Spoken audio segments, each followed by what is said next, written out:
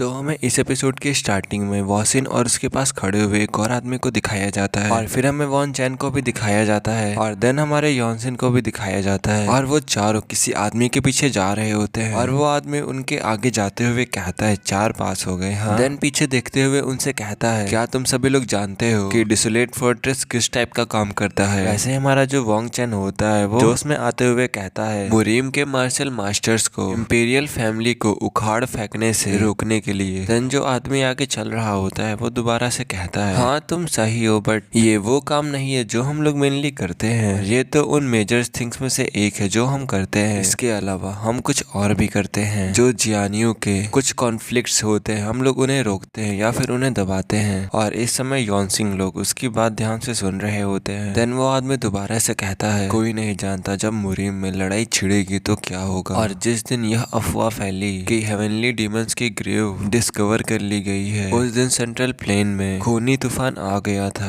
और ठीक ये होगा कि जो ये लड़ाई है उन लोगों तक सीमित रहे जो ज्यादा लालची होते हैं अल्टीमेट मार्शल आर्ट और एलिक्सियर के लिए। और जो ये विशियस मार्शल आर्टिस्ट होते हैं ये बिल्कुल भी केयर नहीं करते हैं कॉमन लोगों और मार्शल आर्टिस्ट को इफेक्ट करने के लिए। वे उनके साथ भी क्रूर व्यवहार करते हैं। और जब तुम लोग उस नर्क के जैसे दृश्य को देखोगे तब तुम लोग एम्पायर को पहचान नहीं पाओगे। तभी जो हमारा वॉन्ग चैन होता है वो कहता है हेवनली डीमन ग्रेव का डिजास्टर। तभी जो वो आदमी होता है दोबारा से कहता है द हेवनली डीमन ग्रेव के डिजास्टर को हुए तब से 17 साल बीत चुके हैं और जो अनऑर्थोडॉक्स सेक्ट और जो डिमोनिक फैक्शन है वही बस प्रॉब्लम नहीं है। जितने भी ऑर्थोडॉक्स ग्रुप हैं इंक्लूडिंग 9 ग्रेट सेक्ट्स एंड 8 बड़े क्लैंस वो लोग भी प्रॉब्लम बन सकते हैं या फिर बन जाएंगे। और अगर हम लोग उन्हें ऐसे ही छोड़ देंगे तो लोगों को बहुत ज्यादा ही कष्ट उठाना पड़ेगा। और अगर इसी प्रकार लोगों में अशांति आ जाती है और टैक्सेस टाइम पर नहीं दिए जाए तो तब एम्पायर के शासन करने में समस्याएं आ जाएंगी। इसीलिए जो इंपीरियल फैमिली है हमें huge amount of money provide करवाती है। इसके अलावा एलिक्सियर्स मैनुअल्स एंड मार्शल मास्टर्स। और तभी जो वो आदमी होता है वो एक जगह पर रुक जाता है और ये सब कुछ तुम्हें भी इस डिसोलेट फोर्ट्रेस में करना होगा। तुम्हें हेड्स को काटना होगा और अगर ऐसा कोई भी मार्शल आर्टिस्ट जो नॉर्मल लोगों की लाइफ को बर्बाद करता है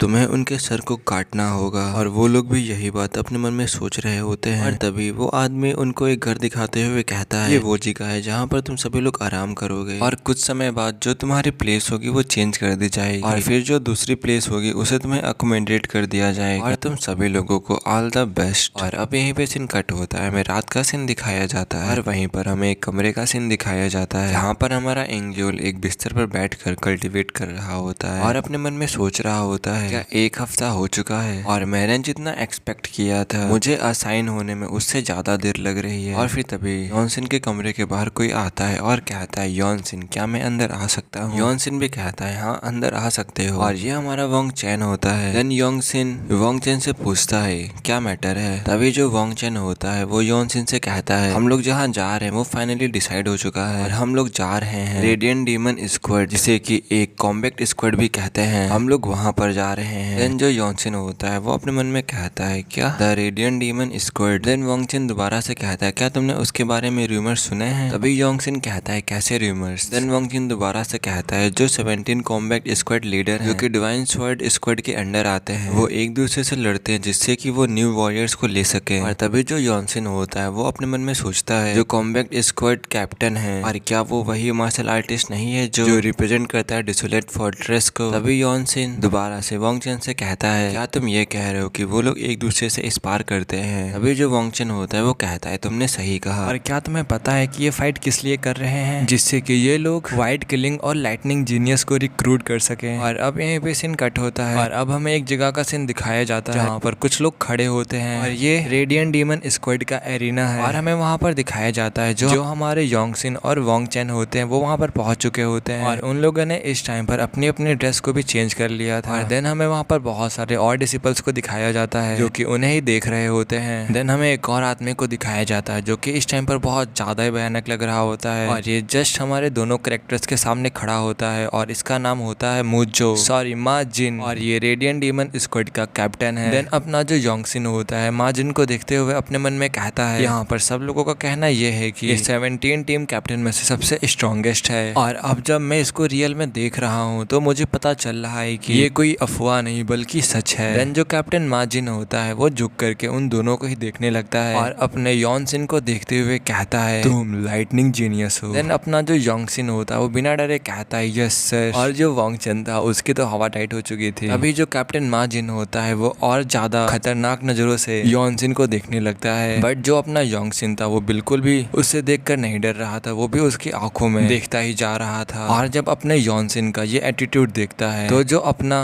कैप्टन मा जिन होता है वो हल्का सा स्माइल करता है। देन कैप्टन मा जिन यॉनसिन से कहता है मैं देख रहा हूँ कि तुम्हारे अंदर हिम्मत है और तुम जैसे लोग आसानी से नहीं मरते। और जो डिसोलेट फोर्ट्रेस के अंडर कॉम्बैक्ट स्क्वाड है जिसे कि डिवाइन स्वॉर्ड स्क्वाड भी कहते हैं, ये बेसिकली एकदम वैसा है जैसे कि सेंट्रल प्लेन में सेक्ट का होना। और तुम दोनों रेडियंट डीमन स्क्वाड में मार्शल आर्ट्स को सीखोगे और मिशन को एक्सिक्यूट करोगे। और ये सभी लोग जो मेरे पीछे खड़े हैं ये सभी लोग तुम्हारे सीनियर्स हैं। और फिर तभी जो अपना वॉन्ग चेन होता है वो अपना हाथ उठाते हुए कहता है कैप्टन मा मेरे पास एक क्वेश्चन है। एंड जो कैप्टन माजी होता है वो भी कहता है बोलो। तभी जो वॉन्ग चेन होता है वो कहता है आपको मेरा क्वेश्चन अलाउ करने के लिए थैंक यू। और फिर वो अपना क्वेश्चन पूछता है कि क्या रेडियंट डीमन स्क्वाड में मार्शल आर्ट सीखना संभव है और क्या इसका मतलब ये है कि सभी लोग अपनी मार्शल आर्ट्स को शेयर कर सकते हैं। तभी जो कैप्टन माजी होता है वो कहता है ऐसा नहीं है, तुमने जो अपनी मार्शल आर्ट सीखी होगी तुम उसे अपने पास रख सकते हो और यहाँ पर सिर्फ रेडियंट डीमन स्क्वाड की मार्शल आर्ट्स को सिखाया जाता है। और फिर तभी जो वॉन्ग चेन होता है चिल्लाते हुए कहता तो फिर मैं रेडियंट डीमन स्क्वाड की सबसे फेमस रेडियंट डीमन आर्ट सीखूंगा। तभी जो कैप्टन होता है वो कहता है अगर तुम्हें सर्वाइव करना है तो फिर तुम्हें इन मार्शल आर्ट को सीखने के लिए बहुत ज्यादा हार्ड वर्क करना पड़ेगा। और फिर तभी हमें यॉनसिन को दिखाया जाता है जो कि अपने मन में सोच रहा होता है मैंने पहले से ही रेडियंट डीमन आर्ट के बारे में सुना हुआ है और तो और जो रेडियंट डीमन स्क्वाड है 17 स्क्वाडों में से एक फेमस स्क्वाड है क्योंकि ये बिना किसी कैजुअल्टीज के माउंट हुआ सेक्ट के 24 इलाइट स्वर्ड्समैन और प्लम ब्लॉसम स्वर्ड्समैन फाइट करने में सक्षम है। और फिर उन घटनाओं से जो उनकी अफवाहें थी वो और भी ज्यादा फैलने लगी पूरे वर्ल्ड वाइड में कि जो डिसोलेट फोर्ट्रेस है वो वर्ल्ड का सबसे स्ट्रॉन्गेस्ट सेक्ट है। देन जो कैप्टन माजिन होता है वो उन दोनों से कहता है जबकि जो डिसोलेट फोर्ट्रेस है वो इंपीरियल फैमिली से संबंधित है और इसीलिए डिसोलेट फोर्ट्रेस के मार्शल आर्टिस्ट पर अटैक करना देशद्रोह नहीं माना जाएगा और इसीलिए तुम्हें यहाँ पर जो कुछ भी सुनाई दे उसे कॉन्टिन्यूअसली सुनना है और उसे सीखते जाना है और लगातार स्ट्रॉन्गर बनते जाना है। तभी जो अपना यॉनसिन होता है वो कैप्टन माजिन से पूछता है आखिरकार ये देशद्रोह क्यों नहीं है। तभी जो कैप्टन माजिन होता है वो यॉनसिन की तरफ देखने लगता है और यॉनसिन को बताता है जियांगयू में बहुत सारे सेंट्रिक्स लोग हैं और उनमें से बहुत सारे लोगों ने अपने माइंड को लॉस्ट कर दिया क्योंकि उन्होंने सीखा था डिमोनिक आर्ट्स को या फिर मूवमेंट स्किल जिससे कि वो लोग गवर्नमेंट ऑफिशियल के साथ खिलवाड़ कर सकते थे। और ये सब कुछ करने के बाद वो लोग ऊंचे पहाड़ों और गहरी घाटियों की तरफ भाग जाते हैं और इसीलिए जो इंपीरियल फैमिली की डिग्निटी है वो हम लोगों के ऊपर अप्लाई नहीं होती है क्योंकि जो हमारी जॉब है वो गवर्नमेंट ऑफिशियल जैसी नहीं है बट एक्चुअली में मार्शल आर्टिस्ट से फाइट करने के लिए है और इसीलिए अगर तुम लोग स्ट्रॉन्गर नहीं बनते हो तो तुम लोग भी मर जाओगे। और ये सारी बातें यॉनसिन और वॉन्ग चेन दोनों ही सुन रहे थे और वॉन्ग चेन तो घबरा चुका था ये सब सुन के। और फिर तभी जो कैप्टन माजिन होता है वो एक साइड देखने लगता है, जिस साइड वो देख रहा था हमें उस साइड दिखाया जाता है। वहाँ पर कुछ डिसिपल खड़े होते हैं और उनके बीच में एक डिसिपल बैठा होता है और तभी उसको देखते हुए जो कैप्टन माजिन होता है वो कहता है वो आदमी अपने मिशन पर जाते समय नेमगुन फैमिली के